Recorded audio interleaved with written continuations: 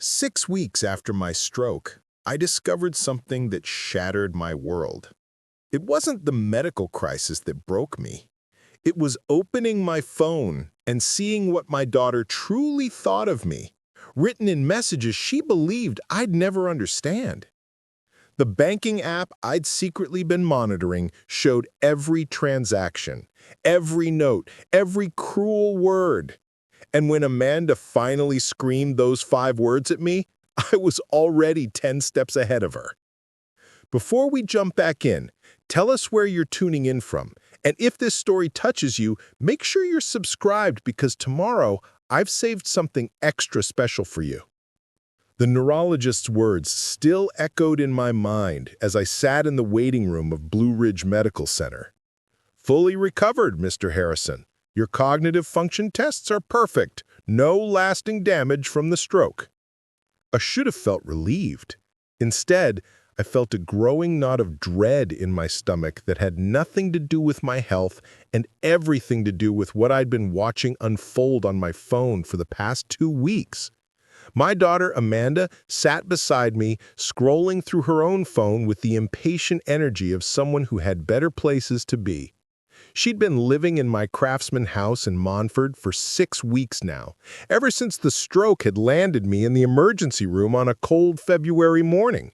The doctors had called it a transient ischemic attack, minor but frightening enough that Amanda had immediately insisted on moving in to help with my recovery. At first, I'd been grateful. The house had felt too empty since Patricia died 4 years ago, and having my daughter around reminded me of better times when the kids were young and our home was filled with laughter instead of silence. Amanda brought groceries, organized my medications, drove me to appointments, and constantly checked on me with a concern that warmed my heart. But something had changed 2 weeks ago when I figured out how to use the family banking app again. Amanda had assumed the stroke had robbed me of my ability to understand technology. She'd watched me fumble with my phone in those first days after coming home from the hospital, seen me struggle to remember passwords and navigate apps that had once been second nature. She'd patted my hand and said not to worry, that she'd handle everything financial for now. What she didn't know was that I'd been a financial advisor for 40 years before retiring. What she didn't realize was that my struggle with technology had lasted exactly 3 days before my cognitive function snapped back like a rubber band. And what she absolutely had no idea about was that I'd quietly logged back into the family banking app we'd all shared since the kids were teenagers, the one Patricia had set up so we could help them with emergencies. The app had a feature that let family members leave notes about transactions. It was meant for things like, borrowed 20 for gas, we'll pay back Friday, or emergency car repair, thanks, Dad. Simple communication between people who trusted each other. I'd used it hundreds of times over the years to send money to Amanda and Brian when they needed help, always with a cheerful note attached. But the notes I'd been reading for the past 2 weeks were nothing like that. They were messages between Amanda and her husband, Derek, and they painted a picture that made my blood run cold. The first one I'd seen was from 12 days ago, attached to a $3,000 transfer from my savings account to Amanda's checking. The note from Amanda to Derek read, "Got another chunk from the old man's account. He has no clue. Signed the authorization form while he was half asleep. This is easier than I thought." I'd stared at that message for 20 minutes, certain I'd misunderstood. But then I scrolled back further and found dozens more, hundreds of them actually, going back to the day after my stroke, each one more damning than the last. Transferred $5,000 today. Walt's so out of it he thinks he's still in the hospital. Another $2,000. He signed the form thinking it was for his prescriptions. Derek, we're up to $43,000 now. Keep being patient. Once we get the POA signed, we can access everything. Power of attorney. They were trying to get me declared incompetent so they could control my entire estate. The house Patricia and I had bought in 1988. The retirement accounts I'd carefully managed for decades. The investments I'd planned to leave to both my kids equally. All of it. "Mr. Harrison?" the nurse called from the doorway. "Dr. Reynolds will see you now." Amanda jumped up quickly, looping her arm through mine with practiced care. "Let me help you, Dad. You still seem a bit unsteady." I let her guide me, playing the part of the confused, dependent father she believed I was.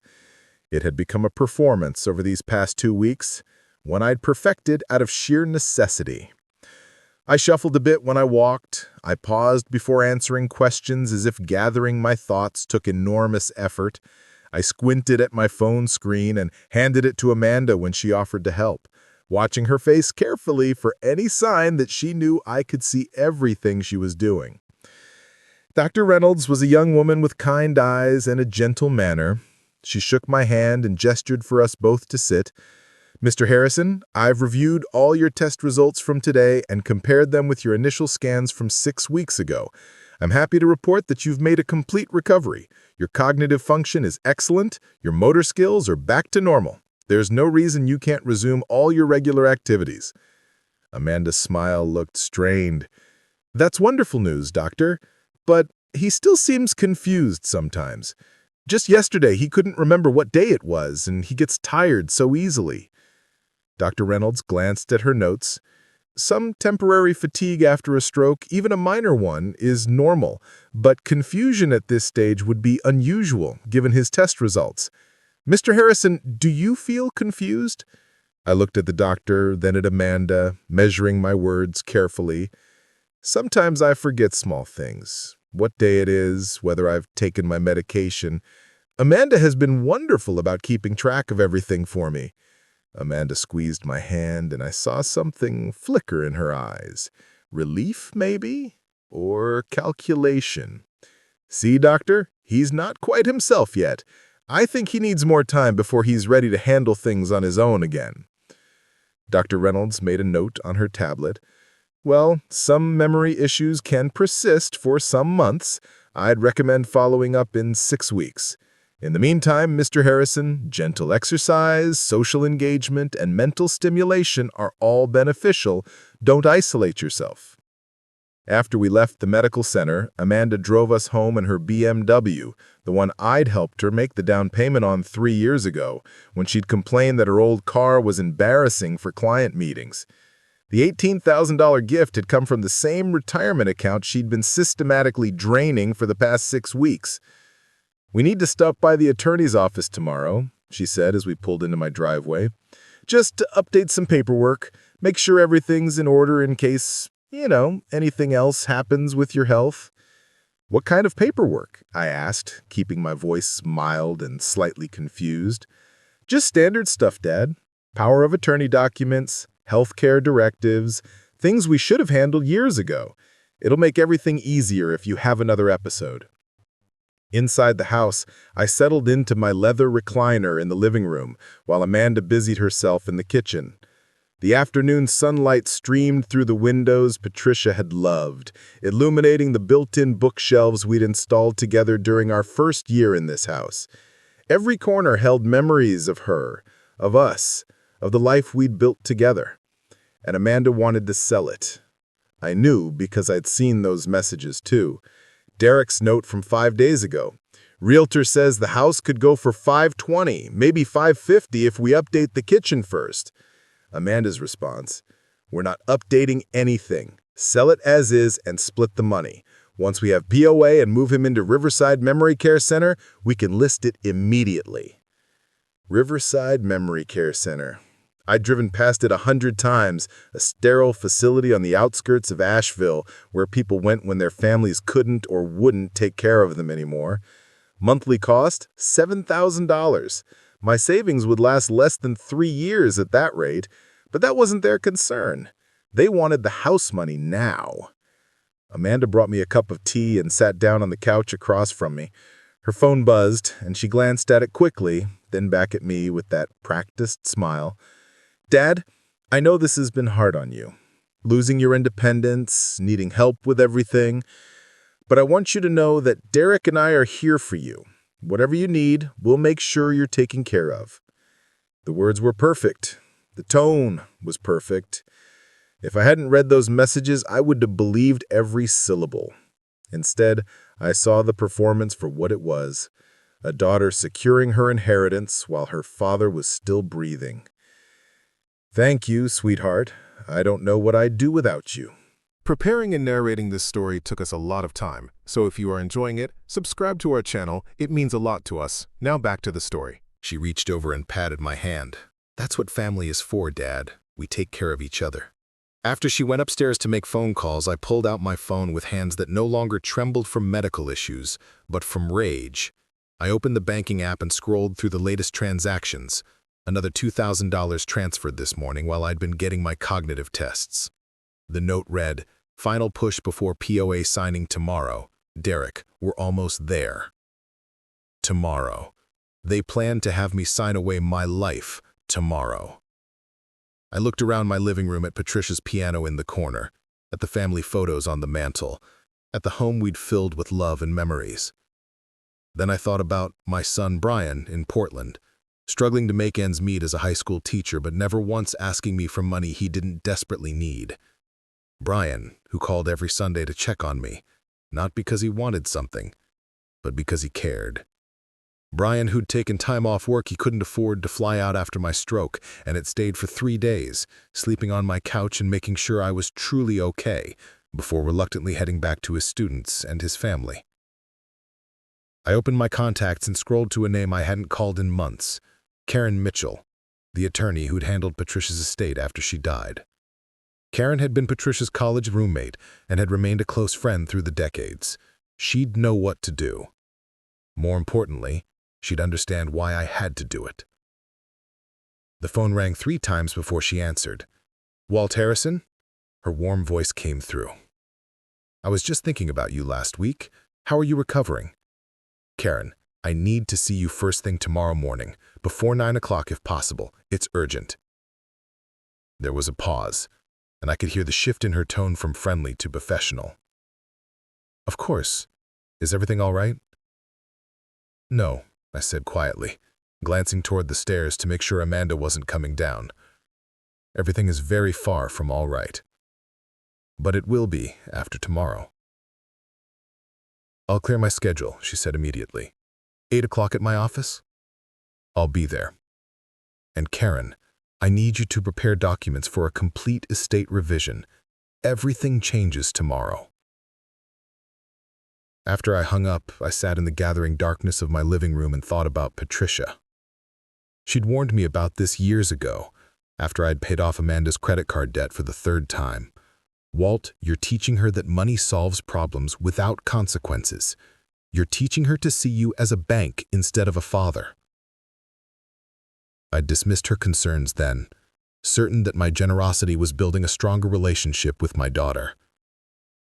Now I understood that Patricia had seen the truth I'd been too blind to recognize. Every time I'd written a check, every time I'd covered a bill or funded a vacation or paid for something Amanda wanted but couldn't afford, I hadn't been showing love. I'd been enabling a dependency that had slowly transformed into entitlement. And now that entitlement had evolved into something darker. Into theft. Into betrayal. Into a calculated plan to strip me of my autonomy and take everything I'd spent a lifetime building.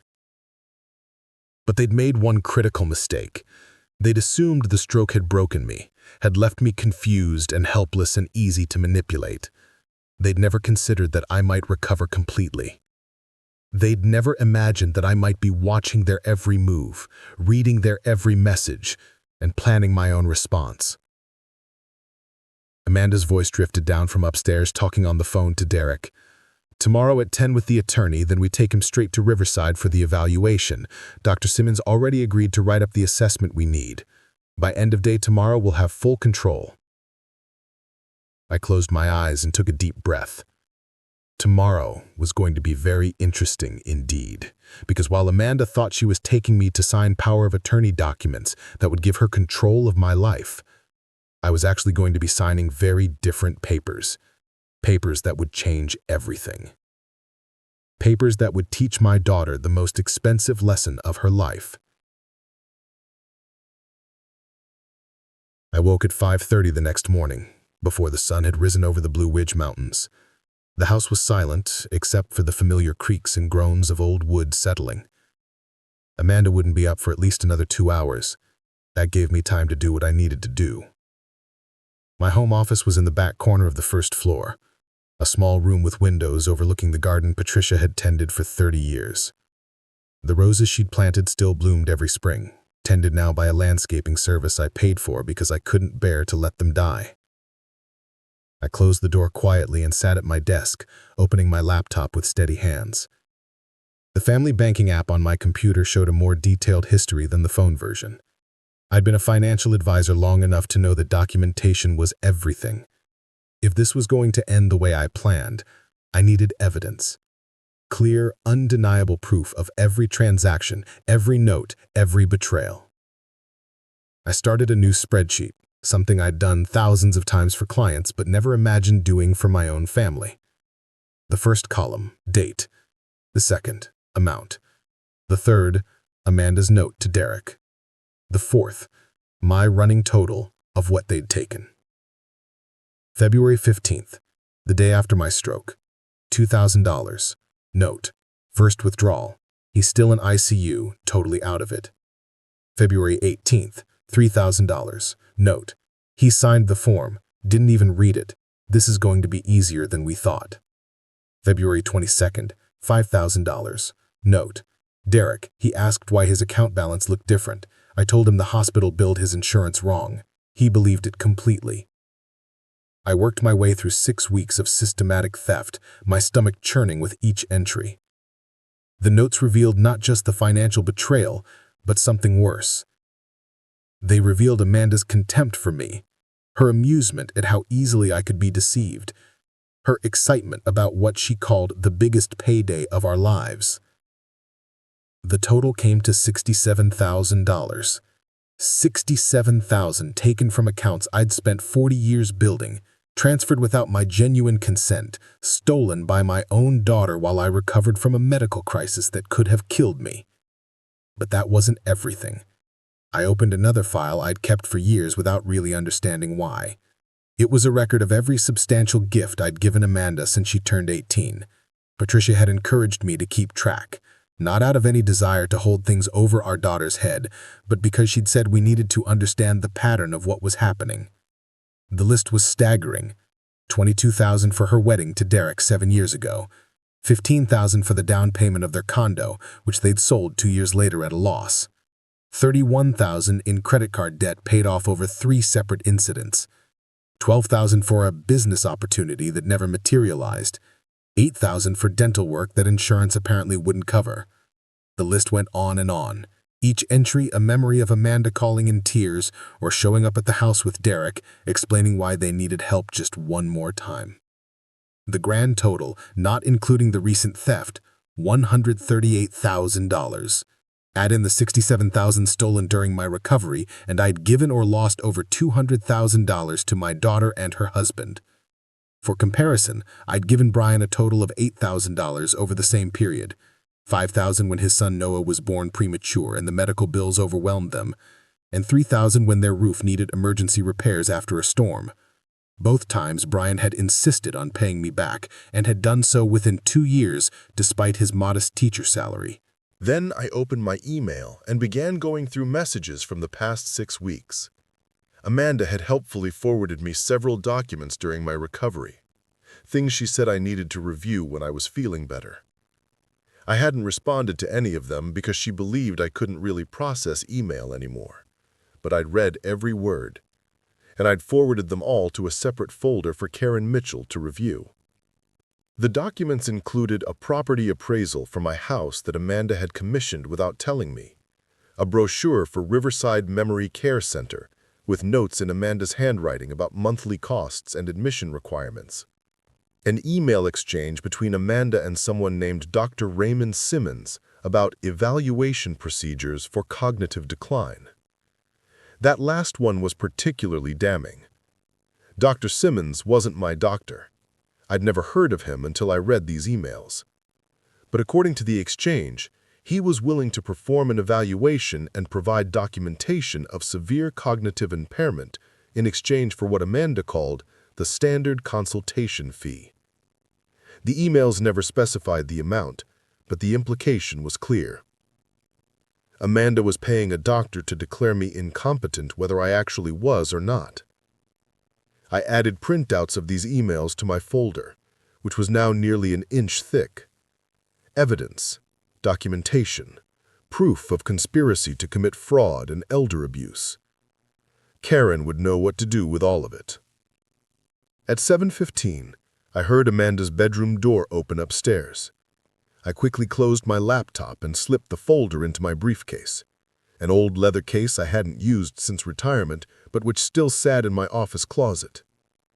Then I positioned myself in the kitchen, making coffee with the slow, careful movements of someone who wasn't quite steady yet.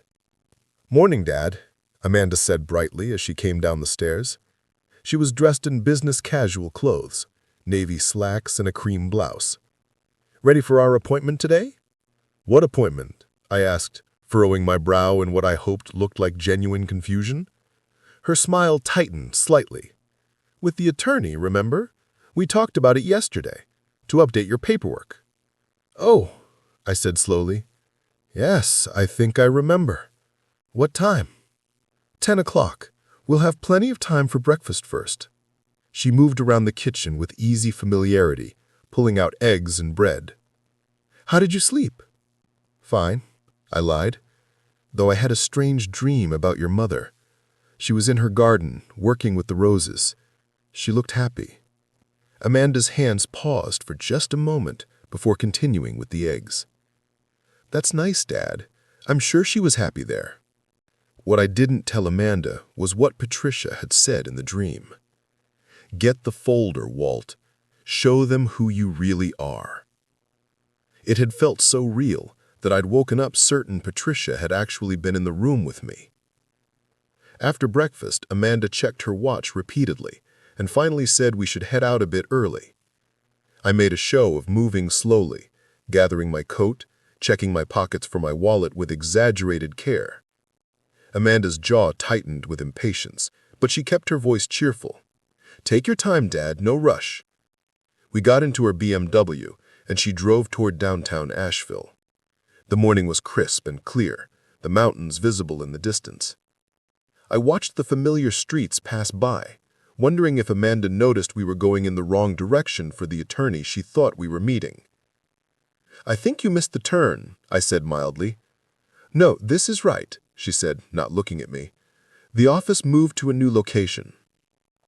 That was a lie, of course. I knew exactly where her attorney's office was, because I'd looked him up.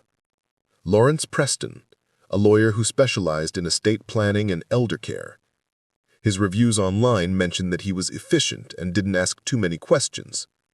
Perfect for someone trying to rush through questionable legal documents. But we weren't going to Lawrence Preston's office. We were going to Karen Mitchell's office on Lexington Avenue, right in the heart of downtown Asheville. I'd texted Karen the night before with very specific instructions. If Amanda tried to redirect or leave when she realized where we were, Karen would be ready. Sure enough, when Amanda turned onto Lexington Avenue, her confused expression told me she recognized the area, but couldn't figure out why we were there. Then she saw the parking spot directly in front of Mountain View Attorney's office, and her face went pale. "Dad, this isn't where we're supposed to be. Our appointment's across town." "No, Amanda," I said calmly, my voice losing all trace of confusion. "Our appointment is right here, at 8 o'clock, with my attorney, Karen Mitchell." The transformation in Amanda's face was remarkable. The careful mask of concern crumbled, replaced with something cold and calculating. "What are you talking about? We have an appointment with Larry Preston at 10. We're not going to see Lawrence Preston. We're not signing power of attorney documents. And you're not going to steal another cent from me." She stared at me with her mouth slightly open, processing what I'd just said. The clarity in my voice, the directness of my words, the fact that I knew Preston's name. "Dad, you're confused. Let me take you home and we can straighten this out." "I'm not confused, Amanda. I haven't been confused since 3 days after my stroke. My cognitive function returned completely. Dr. Reynolds confirmed it yesterday, though you chose to ignore that and tell her I was still having problems. Her hands gripped the steering wheel so tightly her knuckles went white. "You don't know what you're saying. The stroke affected your judgment." I pulled out my phone and opened the banking app. Then I turned the screen toward her. $67,000, Amanda. That's how much you've stolen from me over the past 6 weeks. And I have documentation of every transaction, every fraudulent authorization, every note you sent to Derek about how easy it was to rob your own father while he recovered from a stroke. Her blood drained from her face completely. "How did you access that app?" "I never lost access. I've been watching everything you've done. Every transfer, every message, every cruel word you thought I'd never see." For a long moment, we sat in silence. Then Amanda's expression hardened into something I'd never seen before. Pure rage mixed with panic. "You had no right to spy on me." "I had every right to monitor my own accounts. What you had no right to do was forge my signature on withdrawal forms, transfer my money without consent, and conspire with a fake doctor to have me declared incompetent so you could steal my house and put me in a memory care center." Her hands gripped the steering wheel so tightly, her knuckles went white. "You don't know what you're saying. The stroke affected your judgment." After everything I've done for you, I gave up weeks of my life to take care of you. You gave up weeks of your life to steal from me, I corrected, and I have proof of all of it. Now we're going inside to see Karen, and you're going to sit quietly while I undo every bit of access you have to my finances and my life. Amanda's hand moved to the gear shift. "I think we need to go home and discuss this calmly. If you drive away from this building, I will call the police and report you for elder abuse and financial exploitation. Karen has copies of everything. So does my son Brian, who you tried to turn against me last night when you called him claiming I was losing my mind." Her head snapped toward me. "You talked to Brian?" "He called me back after you hung up on him. Apparently he wasn't as willing to betray his father as you hoped. He's known about your theft for 3 days now. He's been documenting every lie you told him about my condition." Amanda's breathing was rapid and shallow. "Dad, please, we can fix this. I made mistakes, but we're family." "Family doesn't steal from family," I said quietly. "Family doesn't celebrate when their father has a stroke because it creates an opportunity for theft. Family doesn't call a parrot the golden goose in text messages to their spouse." She flinched at that. "You read my texts to Derek?" "I read everything, Amanda. Every message, every plan, every calculation of how much my house is worth and how quickly you could sell it. I know about Dr. Simmons and the evaluation you paid him to falsify. I know about Riverside and the deposit you already put down using my money. I know about the realtor you contacted and the renovation plans you and Derek made for properties in West Asheville you planned to buy with my assets." Tears started running down her face, but they looked more like panic than genuine remorse. "I never meant for it to go this far. Derek pushed me into it. He said we deserved this money after everything we'd done for you over the years." "Over the years?" I opened my briefcase and pulled out the second spreadsheet. $138,000, Amanda. That's what I gave you voluntarily over the past decade. Every time you asked, every time you cried, every time you showed up with another crisis, I helped you. And this is how you repay that generosity?" She looked at the paper with something like horror. "You kept track?" "Your mother insisted. She said I needed to see the pattern. She tried to warn me that I was enabling you, teaching you to see me as nothing more than a source of money. I didn't believe her. I thought I was showing love. I thought I was being a good father." "You were a good father," Amanda said desperately. "You are a good father." "A good father deserves better than a daughter who steals from him and plots to take away his independence. A good father deserves a daughter who actually cares whether he lives or dies beyond what she can inherit." I got out of the car and walked toward Karen's office building. Behind me, I heard Amanda's car door open and her footsteps following. When I reached the door, I turned back to look at her. She stood on the sidewalk, mascara running down her face, looking smaller somehow than she had just minutes ago. You can come inside and face what you've done with some dignity, I said calmly, or you can leave, and I'll handle this without you. Either way, your access to my finances ends today. Your key to my house will be returned, and your inheritance, whatever you thought it would be, just changed dramatically. She followed me inside without another word. Karen was waiting in the reception area, her professional smile firmly in place, but her eyes sharp with understanding. "Good morning, Walt. Amanda, please come into the conference room." As we walked down the hallway, I felt something shift inside me. The betrayal still hurt. The anger still burned, but underneath it all was something else. Relief. Clarity. The certain knowledge that I was finally doing what Patricia had begged me to do years ago. I was setting boundaries. I was protecting myself, and I was teaching my daughter that actions have consequences, even when those actions are committed by family. Especially when those actions are committed by family. Karen's conference room had floor-to-ceiling windows overlooking downtown Asheville. The morning light streamed in, making the polished mahogany table gleam. Amanda sat across from me, her arms crossed defensively, while Karen arranged documents at the head of the table with methodical precision.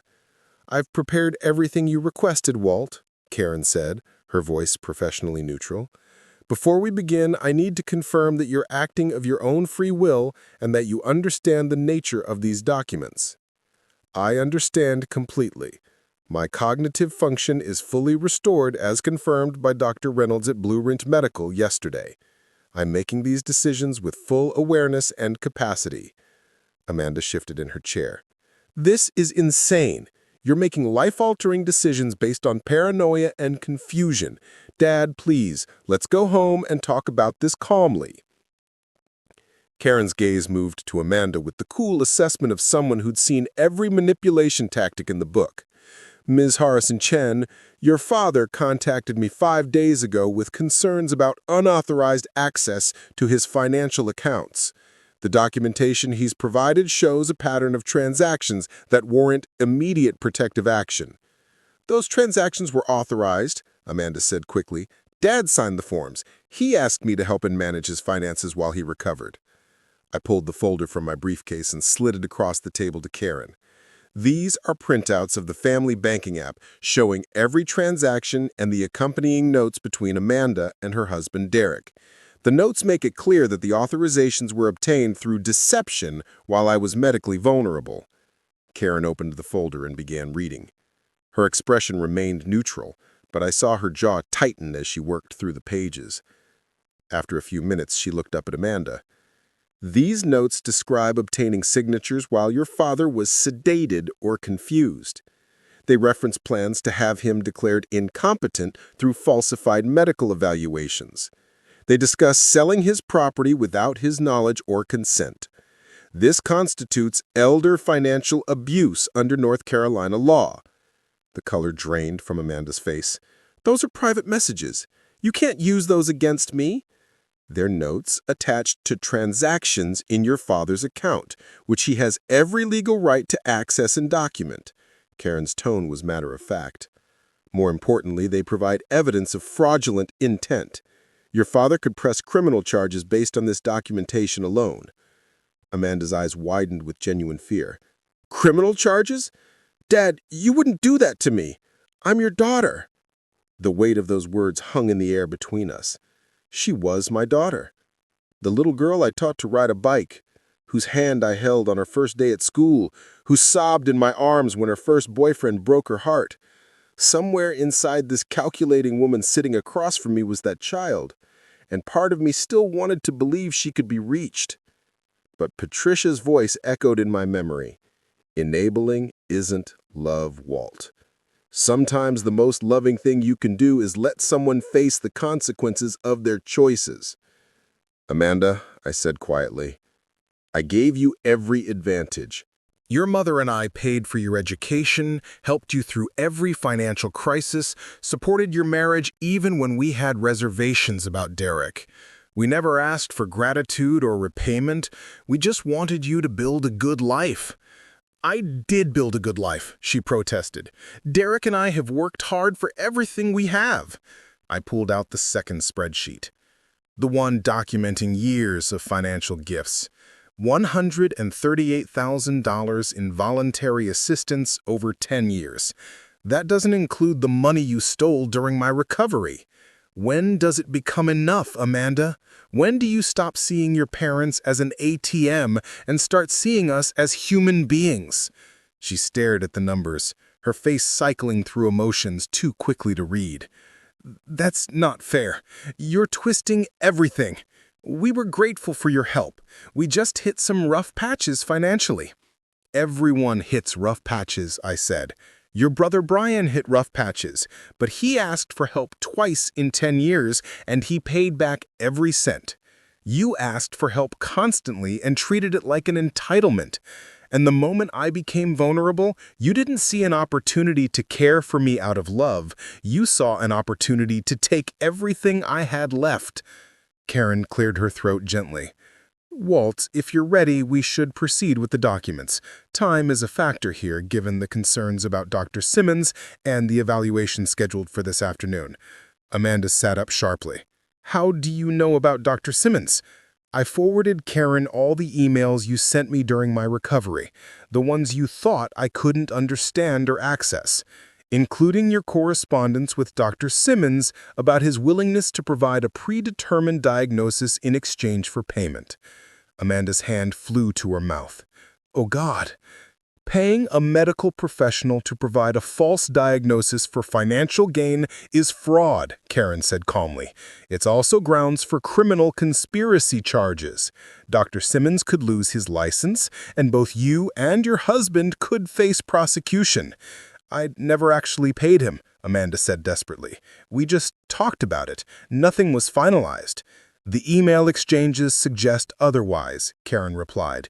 But that's not my primary concern right now. My concern is protecting my client from further financial exploitation and ensuring his wishes are legally documented and enforced. She slid the first document across the table to me. This is a revocation of any financial power of attorney, healthcare directives, or other authorizations that may have been obtained from you during your medical crisis.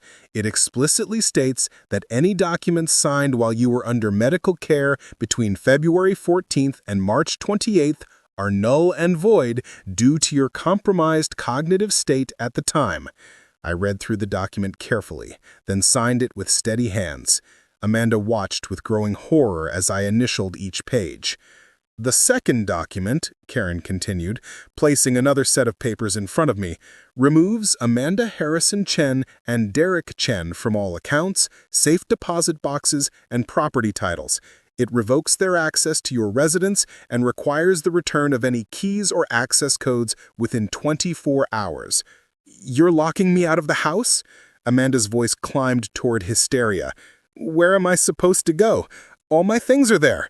You have until 6 o'clock this evening to collect your belongings, I said. After that, the locks will be changed. Dad, please, you can't do this. I have nowhere to go. You have a condo in West Asheville that you bought 2 years ago. You chose to move into my house after my stroke because it gave you easier access to manipulate me and my finances. Now you can return to your own home. She turned to Karen with desperate eyes. This isn't legal. You can't just throw someone out with no notice. Your father owns the property outright, Karen explained. You're not a tenant with a lease, you're a guest who's overstayed your welcome. Under North Carolina law, he can revoke your access to his property at any time, though he's being generous by giving you until this evening to gather your possessions. The third document was the one that mattered most. Karen placed it before me with something like reverence. This is your revised last will and testament. It reflects the changes we discussed when you first contacted me. I picked it up and read through the key provisions. My estate, valued at approximately $900,000, including the house, retirement accounts, and investments, would be divided as follows. Brian would receive 70%. His children, Emma and Noah, would each receive 10% in trust funds for their education. Various charities Patricia and I had supported would receive 5% collectively, and Amanda would receive 5%. the minimum required to prevent a claim that she had been accidentally omitted from the will, roughly $45,000 from an estate that she'd clearly expected to inherit entirely. "You're leaving me 5%?" Amanda said, her voice hollow. "After everything, 5%? "After everything, yes. 5% is more than generous considering you've already taken $67,000 that didn't belong to you. Brian gets 70%? He doesn't need it. He has a stable job, a stable life. Brian gets 70% because he never treated me like a bank account, because he calls every week to check on me, not to ask for money. Because when your mother was dying, he flew out 6 times to be with us, while you visited twice and left early both times because Derek had work obligations." "That's not fair," Amanda whispered. "I was busy. I had my own life to manage." "We all have lives to manage, Amanda. That's not an excuse for abandoning your family when they need you most. And it's certainly not an excuse for stealing from your father when he's medically vulnerable." I signed the will with firm, decisive strokes. Karen witnessed my signature, then called in her assistant and paralegal to serve as additional witnesses. The whole process took less than 5 minutes. 5 minutes to undo years of assumptions Amanda had been making about her inheritance. "There's one more document," Karen said, producing a final set of papers. "This is a formal complaint to the North Carolina State Bar regarding Dr. Raymond Simmons' willingness to provide fraudulent medical evaluations for financial gain. It includes all email correspondence between Dr. Simmons and Amanda Harrison Chen. I'll be filing this with the medical board this afternoon unless there are objections." Amanda lurched forward in her chair. "No, please. If you file that, Derek could lose his real estate license. They investigate spouses for financial crimes." "Then Derek should have thought about that before conspiring to commit elder fraud," Karen said calmly. I held up my hand. "Karen, hold off on filing the complaint for now. I'd like to give Amanda and Derek an opportunity to make this right before we involve authorities." Amanda's head snapped up, hope flooding her face. "You mean that? You'll give us another chance?" "Not another chance," I corrected. "A chance to avoid criminal prosecution. Here are my terms, and they're non-negotiable. You and Derek will return every penny of the $67,000 you stole from me." You have 90 days to do so, and I'll accept monthly payments if necessary. You will provide a written confession detailing exactly what you did and how you did it. And you will not contest my will or make any claim on my estate beyond what's specified in the document I just signed." Amanda stared at me with something like disbelief. "You want me to confess in writing? I want documentation that protects me if you decide to retaliate or claim I'm mentally incompetent later. The written confession will be held by Karen. If you failed to repay the money, if you contest the will, or if you make any attempt to have me declared incompetent, she'll immediately file it with law enforcement and the state medical board." "And if I refuse?" "Then Karen files the complaint this afternoon, and I press criminal charges for elder financial abuse. You and Derek will both be arrested, probably by the end of the week. Derek will certainly lose his real estate license, you'll both have criminal records, and any chance of receiving even the 5% I'm leaving you in the will evaporates entirely." The silence in the conference room was absolute. Amanda sat frozen, processing the impossible choice I'd just presented. Confess and lose her dignity, or refuse and lose everything. "How long do I have to decide?" she finally asked. 24 hours. Tomorrow morning at 9 o'clock, you'll return here with either a cashier's check for $67,000 and the written confession, or I proceed with criminal charges. There's no third option." Amanda stood abruptly, her chair scraping against the floor. "This is blackmail." "No, this is mercy. Blackmail would be if I was demanding something I'm not entitled to. I'm simply asking for my own money back and documentation of what you did. That's called restitution, and it's significantly more generous than what the courts would order after a criminal conviction." She grabbed her purse with shaking hands. I need to talk to Derek. I need time to think. You have until 9 tomorrow morning. After that, the decision is made for you." Amanda walked toward the conference room door, then paused with her hand on the handle. "For what it's worth, Dad, I'm sorry. I never meant to hurt you." I looked at my daughter, really looked at her, trying to find some trace of sincerity in her expression. But all I saw was someone sorry they'd been caught, not sorry for what they'd done. If that were true, you would have stopped after the first unauthorized withdrawal. You would have realized what you were doing was wrong and come to me honestly. Instead, you took more and more, you celebrated your success in messages to your husband, and you actively planned to strip away my independence. So no, Amanda, I don't think you're sorry at all. But I'm giving you a chance to make it right anyway, because that's what parents do, even when their children don't deserve it. She left without another word. Through the conference room windows, I watched her walk to her BMW, get in, and sit motionless behind the wheel for several long minutes before finally driving away. Karen began gathering the signed documents into folders. "Walt, I have to say, that was one of the most difficult things I've witnessed in 30 years of practice. I'm sorry you had to go through this. Patricia tried to warn me years ago. I wish I'd listened to her then. Maybe things would have turned out differently. Maybe. Or maybe Amanda would have found some other way to justify taking advantage of your generosity. Some people see kindness as weakness, and no amount of boundary setting will change their fundamental nature." I thought about that as Karen made copies of all the documents for my records. Amanda's fundamental nature. Had it always been there? This willingness to exploit people who loved her?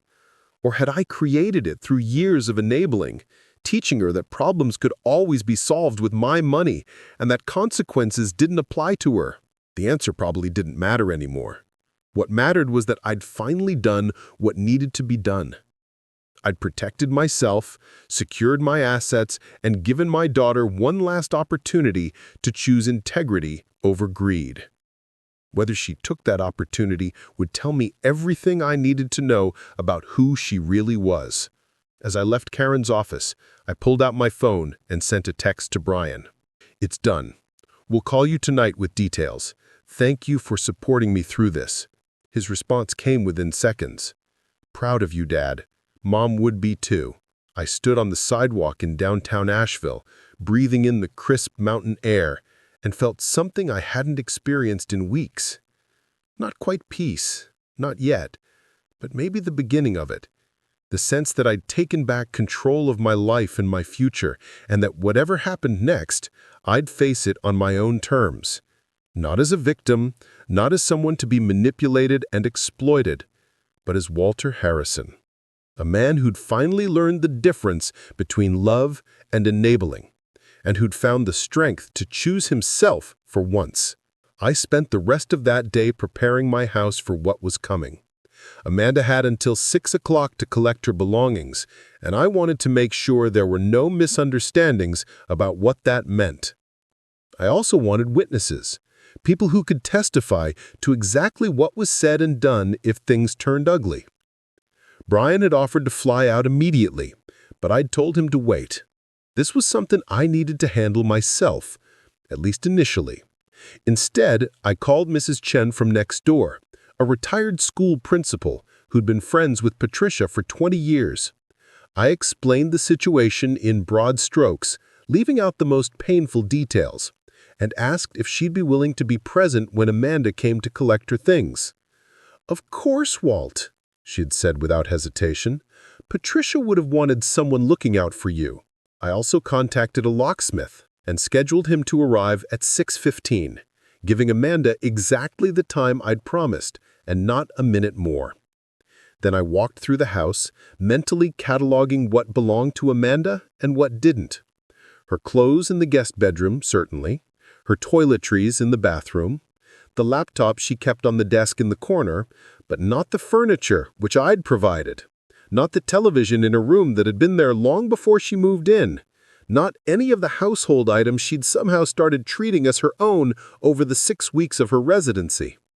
I made a list and left it on the guest bed. clear and unambiguous. At 4:30, my phone rang. It was a number I didn't recognize, but I answered anyway. "Dad, it's me." Derek's voice came through, trying for reasonable and landing somewhere near desperate. "We need to talk about this situation. There's nothing to discuss.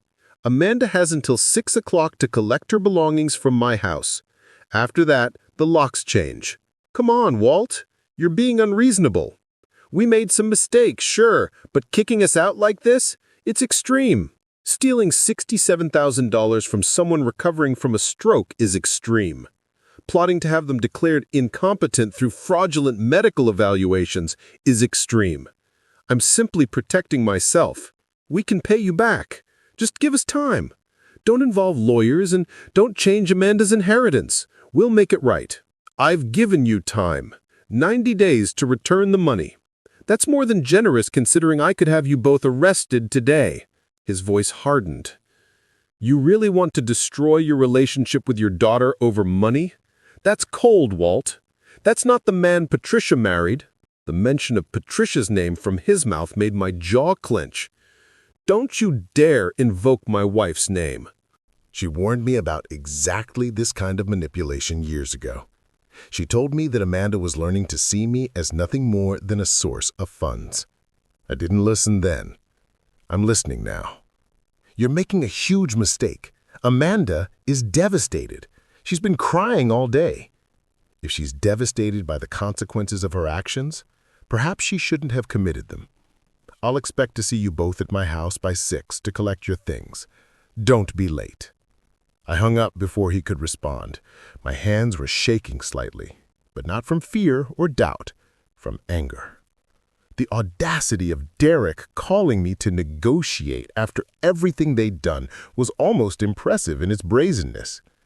At 5:30, Mrs. Chan arrived carrying a small notebook. "I brought this to document what's taken, just in case there are disputes later. I taught middle school for 35 years, Walt. I know how to keep records."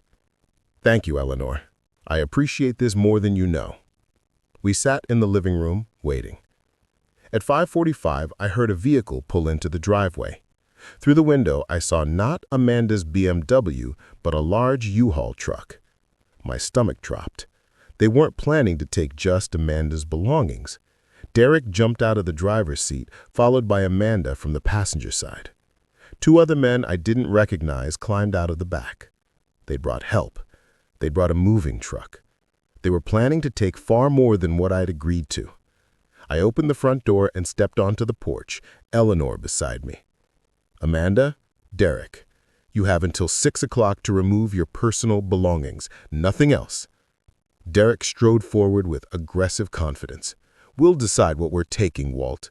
You can't just steal our property. Everything in this house belongs to me.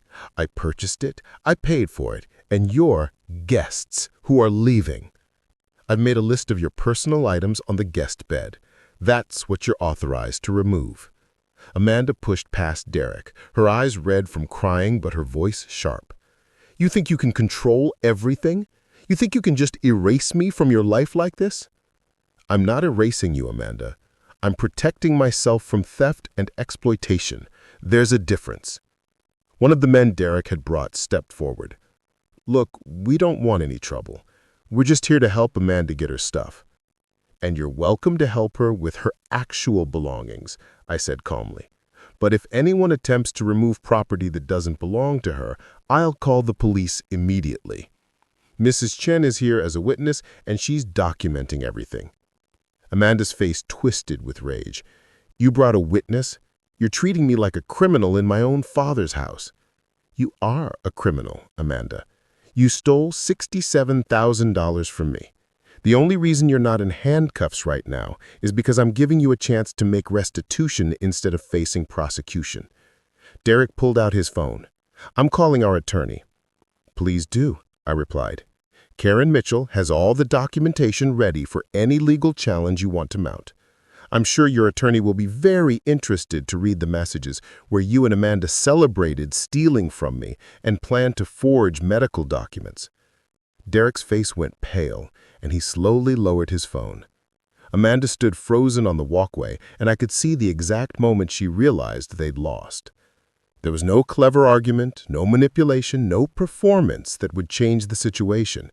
I had evidence, I had legal protection, and I had witnesses. "You have 40 minutes," I said, checking my watch. "I suggest you use them wisely." What followed was perhaps the most surreal 40 minutes of my life. Amanda and her helpers moved through the house like locusts, grabbing everything they could, while I followed with Mrs. Chen, crossing items off the list and saying no to anything that wasn't Amanda's personal property. When Amanda tried to take a set of dishes from the kitchen, I stopped her. "Those were a wedding gift to your mother and me 30 years ago." "I use them every day," she protested. "In my house, eating food I paid for. They stay." When Derek tried to load a bookshelf from the guest room, I blocked the door. "That furniture has been in this house since before you met Amanda. It's not leaving. Amanda needs somewhere to put her books. Then she can buy a bookshelf with her own money, something I'm sure will be a novel experience for her." Each refusal seemed to enrage Amanda more. Her mask of the caring daughter had completely shattered, replaced by pure entitlement and fury. At one point, she grabbed a framed photo from the mantel, one of her and Patricia from years ago. "This is my mother. I'm taking it." "The photo? Yes. The frame? No. It's sterling silver and belonged to your grandmother." She stared at me with something close to hatred, then yanked the photo from the frame and shoved it into her purse. The frame she threw at me. I caught it reflexively, feeling the weight of the silver in my hands. By 5:55, they'd loaded Amanda's clothes, toiletries, laptop, and a few personal items into the truck. It filled maybe a quarter of the space they'd clearly expected to use. The two helpers looked uncomfortable, probably realizing they'd been brought to help with something that bordered on theft rather than a legitimate move. "Time's up," I announced at 6 o'clock exactly. "I need everyone to leave the property now." Amanda turned to face me one final time. Her makeup was smeared, her carefully styled hair disheveled, and her expression was pure venom. "I hope you're happy, Dad. I hope you enjoy being alone in this big house with no one who cares about you, because that's what you've chosen, loneliness over family." "I chose protecting myself over enabling theft," I corrected. "There's a difference. You'll regret this. When you're old and sick and actually need help, we won't be there. Don't come crawling back to us when you realize what you've lost." "I've already lost something, Amanda. I lost the daughter I thought I had, the one who loved me instead of my bank account, the one who cared whether I lived or died beyond how it affected her inheritance. That loss happened long before today. Today, I'm just accepting it." Derek grabbed Amanda's arm and pulled her toward the truck. "Come on, he's not worth it." They climbed into the U-Haul with their helpers, and the oversized truck rumbled out of my driveway, leaving deep tire marks in the grass. I watched it disappear down the street, feeling Eleanor's hand on my shoulder. "Are you all right, Walt?" "I don't know yet," I admitted. "Ask me tomorrow." The locksmith arrived 10 minutes later, an efficient young man who changed all 3 exterior locks in under an hour.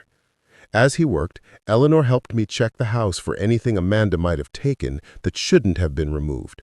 We found a few missing items, nothing major. A small vase from the bathroom, a throw blanket from the living room. Petty theft to go along with the grand larceny. After Eleanor left and the locksmith finished, I walked through the quiet house alone. Amanda's room looked bare without her belongings, but also cleaner somehow, less cluttered. The bathroom counter was clear of her expensive products. The kitchen felt more spacious without her and Derek's things taking up half the counter space. I sat in my recliner as the sun set, watching the last light fade from the Blue Ridge Mountains in the distance. My phone buzzed with a text from an unknown number. "You've made a powerful enemy, Dad. We know people. We have connections. You think you've won, but this isn't over." I stared at the message for a long moment, then blocked the number. Let them threaten. Let them rage. I had documentation of everything they'd done, legal protection from one of the best attorneys in Asheville, and most importantly, I had the truth on my side. Another text came through, this time from Brian. Just landed in Charlotte, driving up tonight. Should be there by 10. You shouldn't be alone right now. I typed back, you didn't have to do that, and it's a school night. His response was immediate. Some things are more important than school. See you soon, Dad. At 9:45, I heard a car in the driveway. Through the window, I saw Brian's sensible Honda Accord. He got out, carrying a small overnight bag, and I met him at the door with the new key.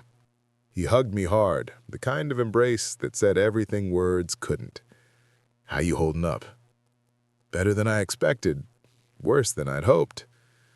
We sat at the kitchen table and I told him everything.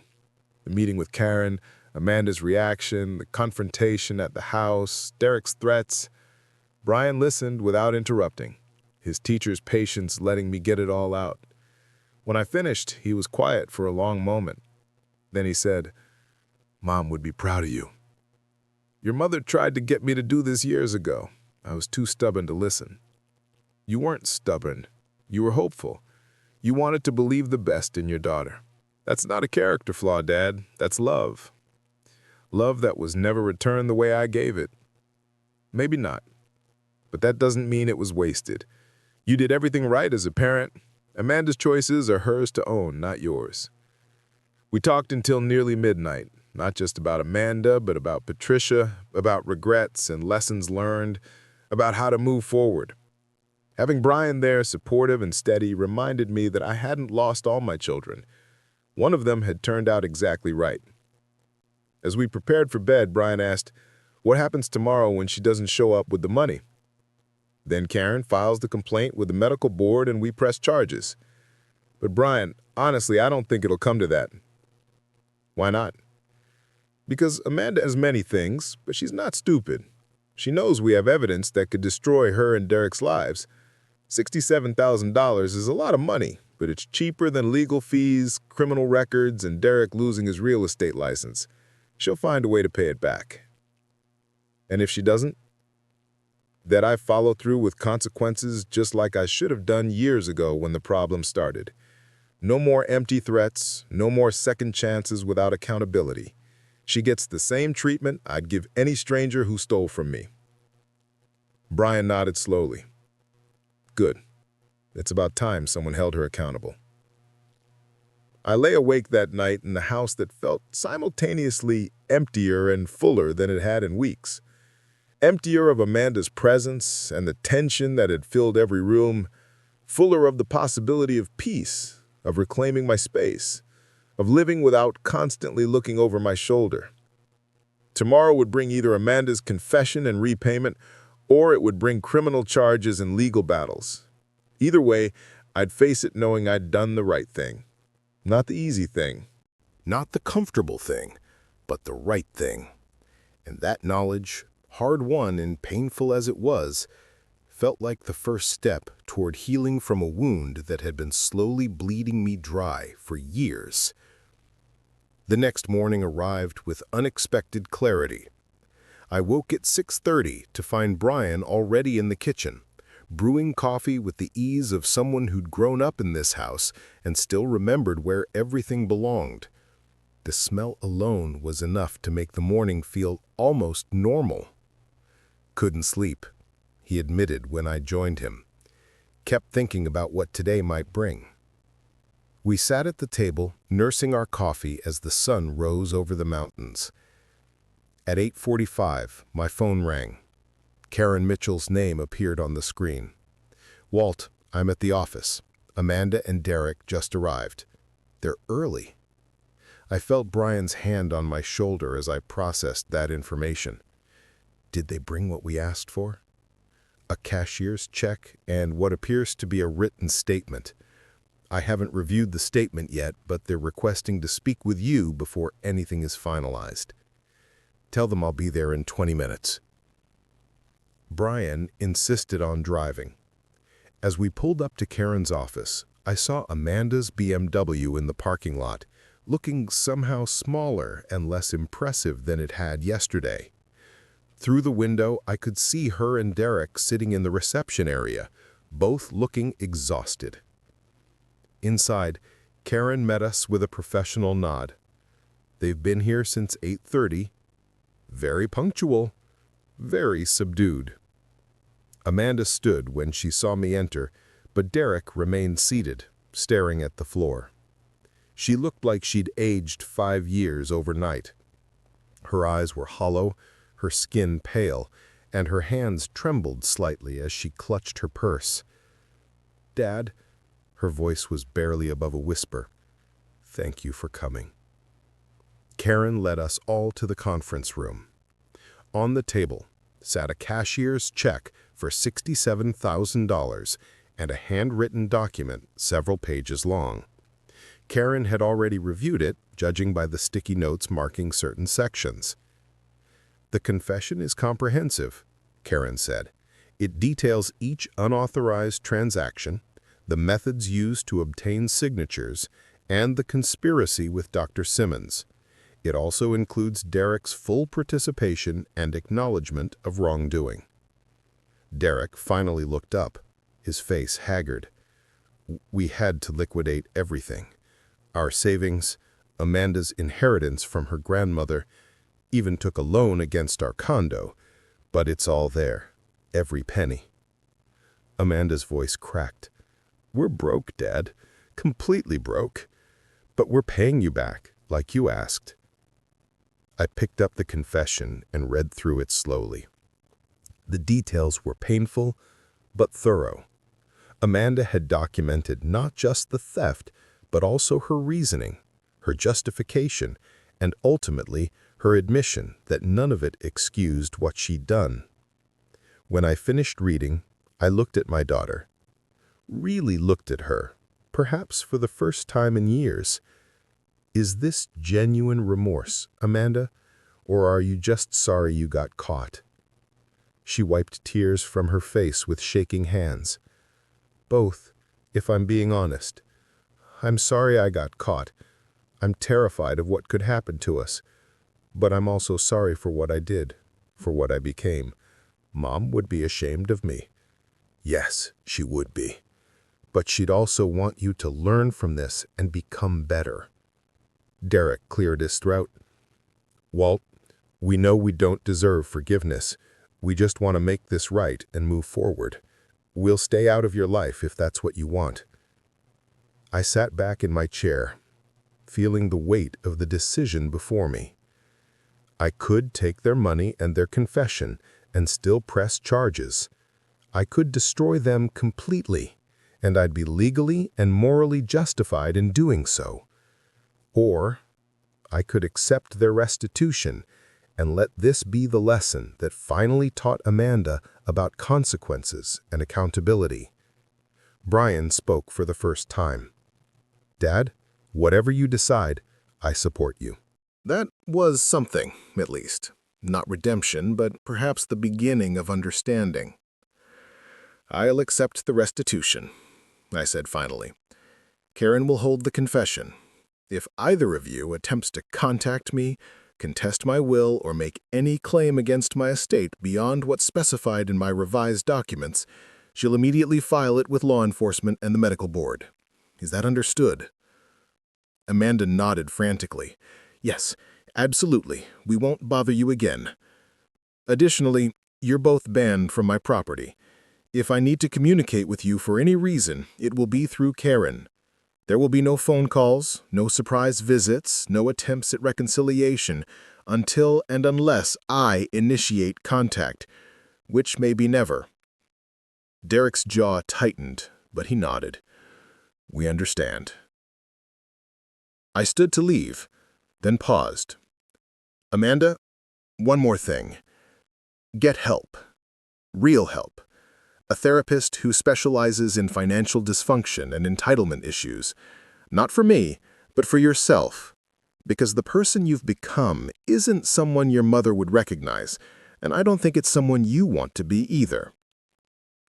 She dissolved into tears, and Derek put his arm around her. I walked out of the conference room with Brian, leaving them there with their shame and their empty bank accounts, and hopefully, eventually, their understanding of what they'd lost. In the parking lot, Brian asked the question I'd been asking myself all morning. Do you think they'll actually change? I don't know, but I've done all I can do. I've set boundaries, enforced consequences, and given them a chance to make restitution without destroying their lives completely. The rest is up to them. We drove home in comfortable silence. When we pulled into the driveway, I noticed Mrs. Chen waving from her garden. She gave me a thumbs up, and I realized word had probably spread through the neighborhood about yesterday's confrontation. Small communities were like that. Inside, Brian made us lunch while I sat at Patricia's piano, something I hadn't done since she died. My fingers found the keys of her favorite song, a simple melody she used to play when she needed to think. The notes came back to me slowly, rusty but still there. That sounds nice, Brian said from the kitchen doorway. Your mother played this when she was processing difficult emotions. I think she'd want me to play it now. He sat beside me on the bench. What are you processing, Dad? Relief, mostly. And sadness. Not for what I'd lost with Amanda, but for what I never really had. I spent years thinking I had a daughter who loved me, when what I actually had was someone who loved what I could provide. That must hurt terribly. It does. But it also clarifies things. I can stop trying to earn love that was never going to be freely given. I can stop enabling behavior that was never going to change. I can just be myself, without constantly wondering if I'm doing enough. Brian stayed for 3 more days, helping me reorganize the house and settle into a new routine. We boxed up the remaining items that reminded me too much of Amanda's betrayal and donated them to charity. We rearranged furniture to make the space feel fresh and new. We even started plans for converting Amanda's old room into a proper guest suite for when Brian's family visited. On his last evening there, we sat on the back porch, watching the sunset paint the mountains in shades of orange and purple. Dad, can I ask you something? Of course. Do you think you'll ever forgive her? I considered that carefully. Maybe someday, if she does the work to become someone worthy of forgiveness, if she truly changes and demonstrates that change over years, not weeks. But I'll never forget what she did, and I'll never give her the opportunity to do it again. Trust, once broken this completely, doesn't get rebuilt. That seems fair. Your mother used to say that forgiveness doesn't mean reconciliation. You can forgive someone and still choose to keep them out of your life if that's what's healthiest for you. I'm starting to understand what she meant. After Brian left to drive back to the Charlotte airport, the house felt different. Not empty the way it had after Patricia died, but peaceful. It was my space again, free from manipulation and hidden agendas. I could make decisions without wondering who was watching or calculating their inheritance. I started filling my days with things I'd neglected during Amanda's residency. I reconnected with old friends from my financial planning days. I joined a woodworking club that met twice a week in a workshop downtown. I volunteered at the library, where Patricia had worked before retirement. Slowly, methodically, I built a life that was mine alone. 3 months later, I received a letter forwarded through Karen's office. It was from Amanda. Handwritten on simple stationery. She wrote about the therapy she'd started, the hard truths she was confronting about herself, and the long road she knew she had ahead of her. She didn't ask for forgiveness or reconciliation. She simply acknowledged what she'd done and thanked me for forcing her to face consequences that might ultimately save her from herself. I read the letter twice, then filed it away. Maybe someday it would mean more. Maybe someday I'd be ready to respond. But not today. Today I had woodworking club, followed by dinner with Mrs. Chen and 2 other neighbors.